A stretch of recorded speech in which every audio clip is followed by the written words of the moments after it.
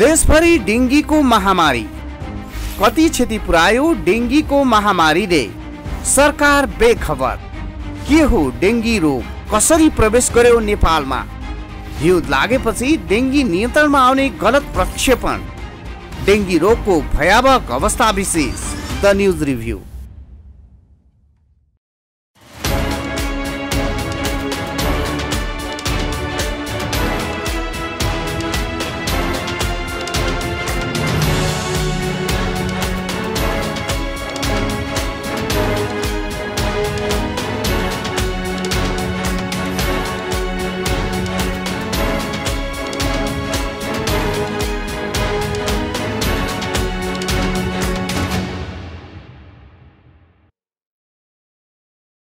नमस्कार, खास न्यूजको बहुकोणीय चिरफार गर्ने कार्यक्रम द न्यूज रिभ्यूको आजको अङ्कमा स्वागत छ। म राय शर्मा। दर्शकबिन, यति बेला हाम्रो देश नेपाल डेंगू रोगको महामारीका कारण भयावह अवस्थामा पुगेको छ। डेंगू रोगको महामारी नपुगेका कुनै जिल्ला बाँकी नै छैनन्।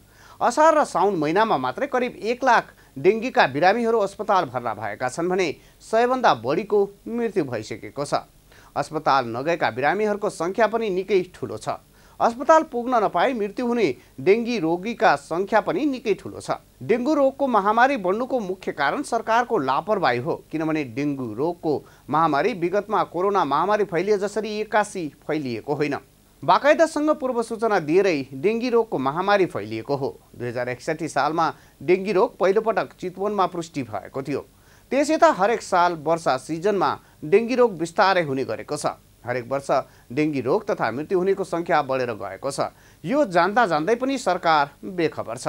डेंगी रोग कसरी लाग्छ, कसरी एक व्यक्तिबाट अर्को व्यक्तिमा सर्छ, डेंगी रोगको रोकथामका लागि के उपाय अवलम्बन गर्नुपर्छ, के उपाय अवलम्बन गरियो भने डेंगीको महामारी रोक्न सकिन्छ भन्ने कुरा हाम्रा देशका नीति निर्माण तहमा रहनेहरूलाई राम्रोसँग थाहा छ।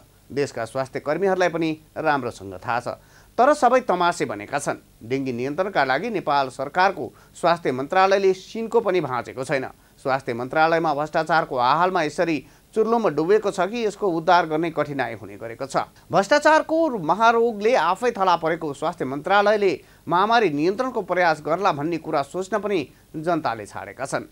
यस्तो महामारीको अवस्थामा पनि अनावश्यक स्टन्ट फैलाएर स्वास्थ्य मन्त्री मोहन बहादुर बस्नेत आत्मरतिमा मस्त देखिनु भएको छ। मुलुकको इतिहासमै सबैभन्दा नालायक स्वास्थ्य मन्त्री बिहोर्नु परेको चर्चा स्वास्थ्य मन्त्रालयभित्र सुनिन्छ। तर स्वास्थ्य मन्त्रालयमा कर्मचारीहरू पनि मन्त्री बस्नेतभन्दा कम छैनन्।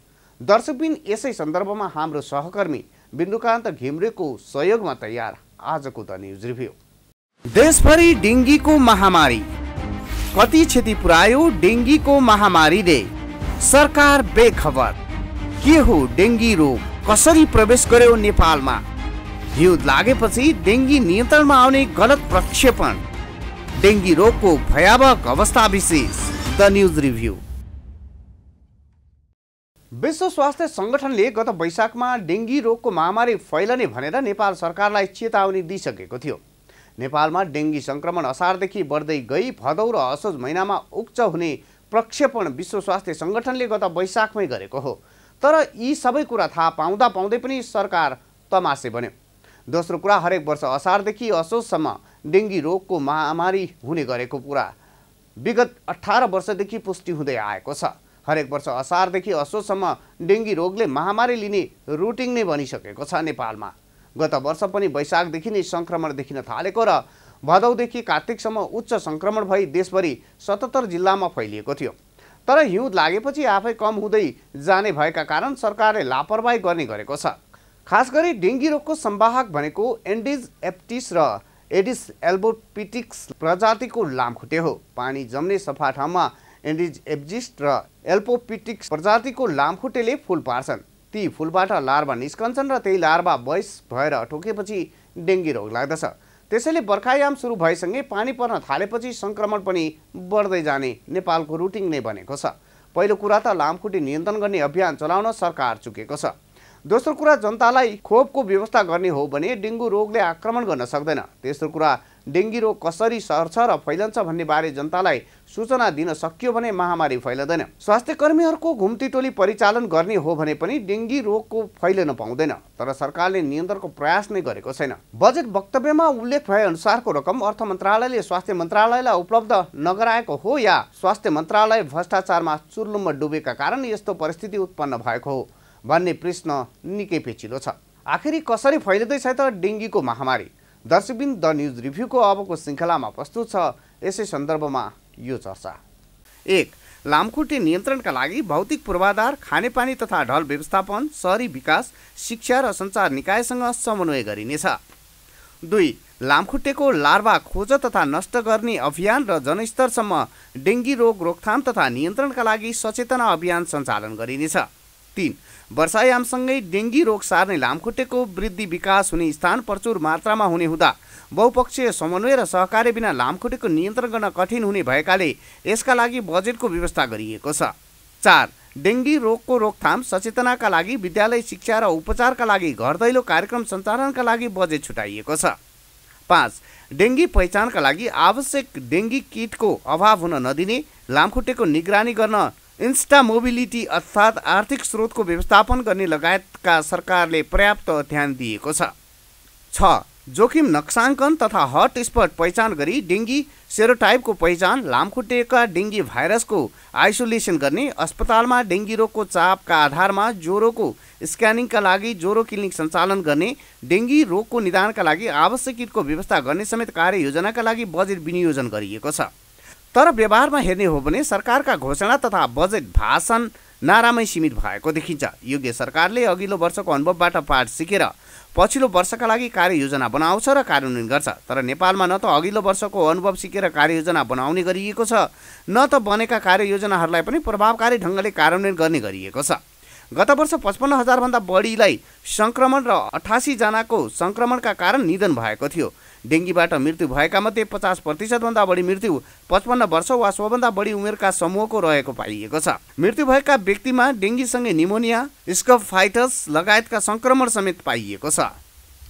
देशभरि डेङ्गीको महामारी, कति क्षति पुर्यायो डेङ्गीको महामारीले? सरकार बेखबर। के हो डेङ्गी रोग? कसरी प्रवेश गर्यो नेपालमा? हिउँद लागेपछि डेङ्गी नियन्त्रणमा आउने गलत प्रक्षेपण, डेङ्गी रोगको भयावह अवस्था विशेष। The news review. दर्शकबिन, नेपालमा पनि डेङ्गी रोग छ भन्ने पहिचान 2061 सालमा चितवनबाट भएको हो। चितवनको सौराहा भ्रमणमा आएका भारतीय पर्यटक मार्फत नेपालमा डेङ्गी रोग फैलिएको अनुमान गरिएको छ। तर केही वर्षसम्म डेङ्गी रोग तराईमा मात्र सीमित रह्यो। काठमाडौँ उपत्यका बाहेक पहाडी क्षेत्रमा केही वर्षसम्म डेङ्गी रोग उक्लिएको देखिएन। पछिल्लो 1 दशकदेखि भने मनाङ र मुस्ताङमा समेत डेङ्गी रोग पुगिसकेको छ। सबैभन्दा खतरनाक कुरो त के छ भने चिसो हावापानीमा समेत बाँच्न तथा फैलन सक्ने गरी डेङ्गी सार्ने लामखुट्टे आफूलाई विकास गरिसकेको छ। अब गर्मी तथा वर्षा सिजनमा मात्र होइन, डेङ्गीले दुःख दिने भनेर ढुक्क हुने अवस्था देखिँदैन। हिमाली तथा उच्च पहाडी क्षेत्रमा बाहेक अन्य क्षेत्रमा हिउँदमा समेत डेङ्गीका बिरामीहरू देखिन थालेका छन्। उदाहरणका लागि गएको पुस पहिलो साता 4,619 जनामा डेङ्गी सङ्क्रमण पुष्टि भएको थियो, जबकि पुस महिना भनेको नेपालमा सबैभन्दा कम तापक्रम हुने महिना हो। किन नेपालमा बेला बेलामा डेङ्गीले प्रकोपको रूप लिन्छ? वर्ष डेङ्गीले कतिजनालाई थला पार्ला, कतिजनाको ज्यान लिएला? डेङ्गी नियन्त्रण गर्न सरकार कहाँ चुक्यो? अहिलेका मुख्य प्रश्न भनेका यिनै हुन्। दर्शकबिन, द न्युज रिभ्यूको अबको श्रृङ्खलामा प्रस्तुत छ यिनै सेरोफेरोमा यो छोटो चर्चा। डेङ्गी फैलाउने लामखुट्टेको 4 स्टेज हुन्छ। पहिलो स्टेज अन्डा, दोस्रो स्टेज प्युपा, तेस्रो स्टेज लार्भा र चौथो स्टेज वयस्क। यही वयस्क लामखुट्टेले डेङ्गी सार्छ। डेङ्गी सार्ने लामखुट्टे वयस्क हुने भनेको साउन महिनामा हो। वयस्क डेङ्गी सार्ने जातको वयस्क लामखुट्टे यति खतरनाक हुन्छ कि उसले एकै दिनमा लाखौँ अन्डा पार्छ। अन्डा, प्युपा र लार्भालाई समयमा नष्ट गरिदिने हो भने लामखुट्टेको सङ्ख्या बढ्न पाउँदैन। तर अन्डा, प्युपा र लार्भा खोजेर नष्ट गर्ने अभियानले तीव्रता नपाएकाले डेङ्गीले महामारीको रूप लिएको हो। आँखाले देख्न सकिने लार्भा समयमै नष्ट नगरिएकाले वयस्क भई हजारौँ लामखुट्टे बाहिर निस्केर नियन्त्रण गर्न असम्भव भएको विज्ञहरूको भनाइ छ। दिउँसो एकदमै सक्रिय हुने एडिस जातको लामखुट्टेले घरको एक सदस्यलाई टोक्यो भने एकजना मात्रै प्रभावित नभएर पुरै परिवार नै प्रभावित हुन सक्ने भएकाले डेङ्गी रोगले महामारीको रूप धारण गरेको हो। मुलुकमा 3 तहका सरकार छन्। यी तीनवटै तहका सरकारहरूले डेङ्गी सार्ने लामखुट्टे फैलन नदिने अभियानलाई तीव्रता दिने हो भने महामारी नियन्त्रणमा आउन सक्छ। एकपटक डेङ्गी संक्रमण भएको लामखुट्टेले पार्ने अण्डामा भाइरस कायम रहने भएकाले भावी दिनका लागि अझै चुनौती थपिने चिकित्सकहरू बताउँछन्। चिकित्सकहरूका अनुसार मानिसले आफ्नो जीवनकालमा 4 पटकसम्म डेङ्गीले दुःख दिन सक्ने सम्भावना रहन्छ।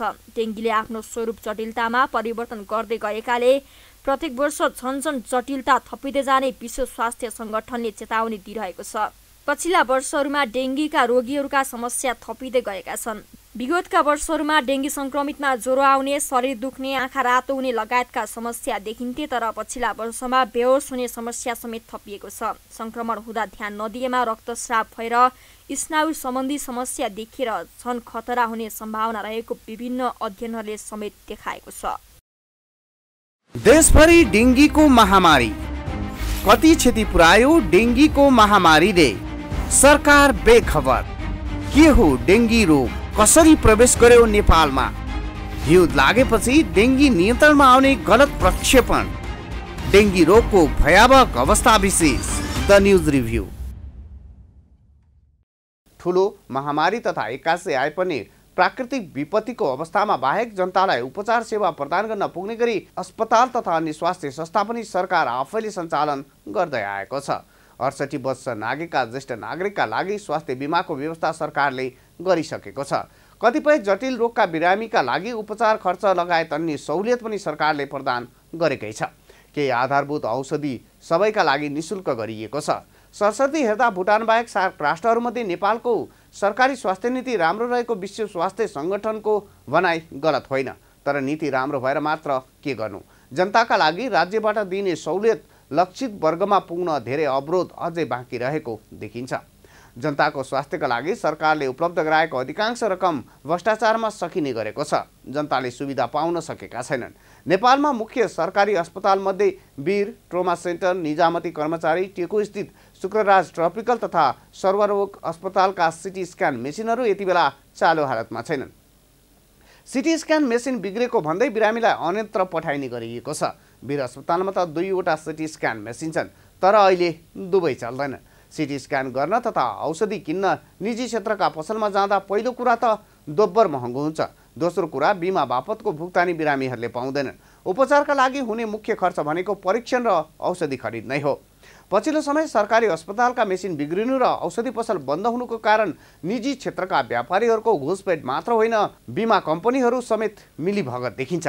यति बेला घर घरमा डेङ्गी रोगका बिरामीहरू छन्, तर उपचारका लागि अस्पताल जाने आँट गर्न सकेका छैनन्, किनकि सरकारी अस्पतालमा न त भर्ना पाउने अवस्था छ, न त भर्ना पाइहाले पनि उचित उपचार हुने अवस्था छ। निजी अस्पतालमा भने भर्ना हुने हो भने खर्च धान्न घरखेत नै बेच्नुपर्ने हुन्छ, उस्तै परे सुकुम्बासी बन्नुपर्ने हुन्छ। तर स्वास्थ्य मन्त्री मोहनबहादुर बस्नेत भने तमासे बनिरहनु भएको छ। कसरी तमासे बन्नु भएको छ त स्वास्थ्य मन्त्री बस्नेत? दर्शकबिन द न्युज रिभ्यूको अबको श्रृङ्खलामा प्रस्तुत छ। यसै सन्दर्भमा यो चर्चा। यति बेला स्वास्थ्य मन्त्रालयको नेतृत्व मोहनबहादुर बस्नेतले गर्नुभएको छ। मानिसहरू डेङ्गी रोगको महामारीमा फँसेका छन्, तर स्वास्थ्य मन्त्री बस्नेतले सार्वजनिक समारोह तथा मिडियामा बोल्नुपर्दा आत्मप्रशंसा बाहेकका कुरा गर्न जान्नु भएकै छैन कि जस्तो देखिन्छ। स्वास्थ्य मन्त्री बस्नेतका कुरा सुन्दा पढ्दा स्वास्थ्य क्षेत्रका सबै समस्या समाधान भइसकेका हुन् कि भन्ने देखिन्छ, तर व्यवहारमा हेर्ने हो भने नेपालका सबैभन्दा ठुला सरकारी अस्पतालभित्र छिर्दा हुन्छ। दूर दराजको त कुरै छाडौँ, राजधानी काठमाडौँका ठुला सरकारी अस्पतालहरूमै आउने गर्छन् देशभरिका जटिल रोग लागेका बिरामीहरू। राजधानी काठमाडौँमा ठुला 5वटा सरकारी अस्पतालहरूमा स्वास्थ्य मन्त्रीले हरेक दिन कम्तीमा 5 मिनट समय दिने हो भने धेरै समस्या समाधान हुन्छ। यी ठुला अस्पतालका डाइरेक्टरहरूसँग दिनको 5 मिनट कुरा गरेर अस्पतालको हालखबर सोध्ने फुर्सद समेत स्वास्थ्य मन्त्रीलाई नहुनु भनेको धिक्कारको विषय हो। कर्मचारी सरुवा बढुवा, औषधि तथा उपकरण खरिदको ठेक्कामै भयभरका समय बिताउने मन्त्रीले जतिसुकै आत्मप्रशंसा गरे पनि भुक्तभोगी जनताले पत्याउँदैनन्। राज्यको प्रदान गर्ने सुविधा जनतासम्म पुर्याउनकै लागि हो मन्त्री चाहिने भनेको। कर्मचारी सरुवा बढुवा, औषधि तथा उपकरण खरिदको ठेक्का त सचिवालयले पनि गर्न सकिहाल्छ नि। देशभरि डेङ्गीको महामारी, कति क्षति पुर्यायो डेङ्गीको महामारीले? सरकार बेखबर। के हो डेङ्गी रोग? कसरी प्रवेश गर्यो नेपालमा? हिउँद लागेपछि डेङ्गी नियन्त्रणमा आउने गलत प्रक्षेपण, डेङ्गी रोगको भयावह अवस्था विशेष। The news review. दर्शकबिन, डेङ्गी सार्ने लामखुट्टे कम गर्न सरकारले गएको चैत वैशाखबाटै खोज र नष्ट गर्ने अभियान सुरु गर्नु पर्थ्यो। पञ्चायतकालमा समेत मलेरिया फैलन नदिन वैशाख 10 देखि 15 गतेसम्म घर घरमा औषधि छर्ने काम हुन्थ्यो। त्यसपछि प्री मनसुन लामखुट्टे बढ्न सक्ने भएकाले भदौको अन्तिम हप्ता औषधि छर्कने गरिन्थ्यो। यसरी मलेरिया नियन्त्रण भएको हो। तर डेङ्गी नियन्त्रणको मामिलामा लामखुट्टे मार्ने अभियान नै भएको छैन। सरकारले डेङ्गी सङ्क्रमणलाई सहज रूपमा लिएकाले केही दिनमै देशका विभिन्न भागमा व्यापक रूपमा फैलिने सम्भावना उच्च रहेको छ। लामखुट्टे नियन्त्रण नहुँदा रोगी घट्ने सम्भावना रहन्न। देशमा सरकार छ तर सरकारको उपस्थिति महसुस हुने अवस्था नै छैन। त्यसैले जनता आफै सचेत बन्नु जरुरी भइसकेको छ। अब पनि सरकारको मुख ताकेर हामी बस्यौँ भने आफै सङ्कटमा पर्छौँ। त्यसैले डेङ्गीबाट बच्नका लागि सावधानी अपनाउनु जरुरी छ। दर्शकबिन, द न्युज रिभ्यूको आजको प्रसङ्ग यति नै। तपाईँ न्युज नेपाल टेलिभिजनको प्रसारण युट्युब र फेसबुकमा पनि प्रत्यक्ष हेर्न सक्नुहुनेछ। आजको प्रस्तुतिबाट हामी सबैलाई बिदा दिनुहोस्। हेर्दै रहनुहोला न्युज नेपाल टेलिभिजन। नमस्कार। देशभरि डेङ्गीको महामारी, कति क्षति पुर्यायो डेङ्गीको महामारीले? सरकार बेखबर। के हो डेङ्गी रोग? कसरी प्रवेश गर्यो नेपालमा? हिउँद लागेपछि डेङ्गी नियन्त्रणमा आउने गलत प्रक्षेपण, डेङ्गी रोगको भयावह अवस्था विशेष। The news review.